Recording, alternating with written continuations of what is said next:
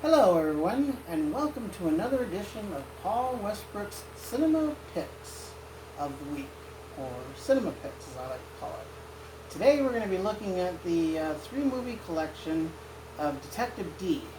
Now, a lot of American and Canadian audiences don't really know who Detective Dee is. He is a Chinese detective, and he's usually employed by his empress to solve all these different cases over in China and Japan. It's Darren, my friend Darren Runny. Yes, I'm giving you a name drop, Darren.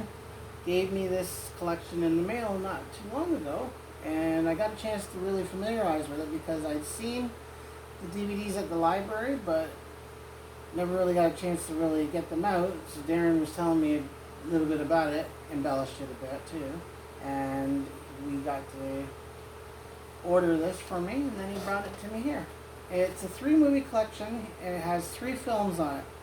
You have Detective Dee and the Mystery of the Phantom Flame, Young Detective Dee, which is actually a prequel to this film here, The Phantom Flame. Young Detective Dee, he fights, it's the Rise of the Sea Dragon, and he has to fight this mythical dragon. Then the third one is Detective Dee, The Four Heavenly Kings. That's the one I haven't seen yet, believe it or not. So I can't really give it a tight review yet.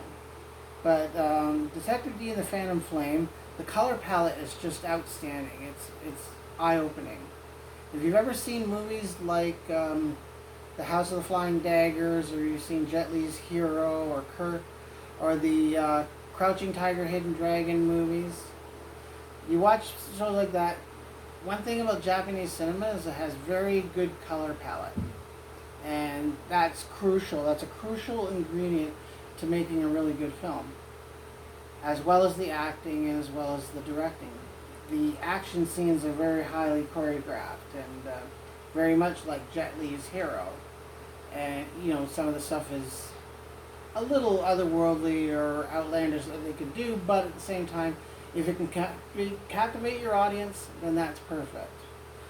Now, a little bit about the movies. Detective Dee, the first one, The Mystery of the Phantom Flame, which was made in 2010, and it basically, the Empress Wu Zetian and a formerly exiled detective Dee, his full name is Dee Renjie, and at the infamous Imperial Palace, and she sends him to use all his wisdom and use his martial arts and go out and then try and solve this case and this mystery. And let's just say that the story is amazing, the acting is really, really good, and a lot of action sequences. If you like your Japanese films with a lot of action, yes, it does have subtitles, so if you're not patient with subtitles, maybe it's not the type of movie you'd want to see, but I recommend that people give it a shot, because movies like that are really good,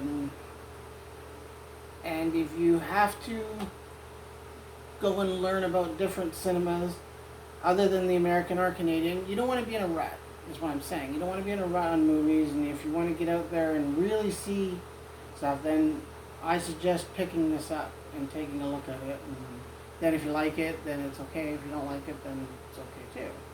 But that's a little bit on the Detective Dee series. The second one, Young Detective Dee, takes place, actually it's a story that takes place before. It's the story of Detective Dee and how he came into the detective agency and the Imperial Police Force, and the very first case, which consists of a sea monster. It's like a mythical sea monster, hence the title, Rise of the Sea Dragon. And he has to solve that, and then this conspiracy of treachery and betrayal, and it's trying to overthrow the family and stuff like that. You would really like it. I call these the Japanese equivalent of the Batman films, because over in Japan, when these were actually made, they were very immensely popular. And people liked watching the Batman movies, so the Japanese people wanted to make their own version of the Batman type film, but being that Americans have a copyright Batman, you can only usually do it in the way that you create a new character, hence the Detective D character.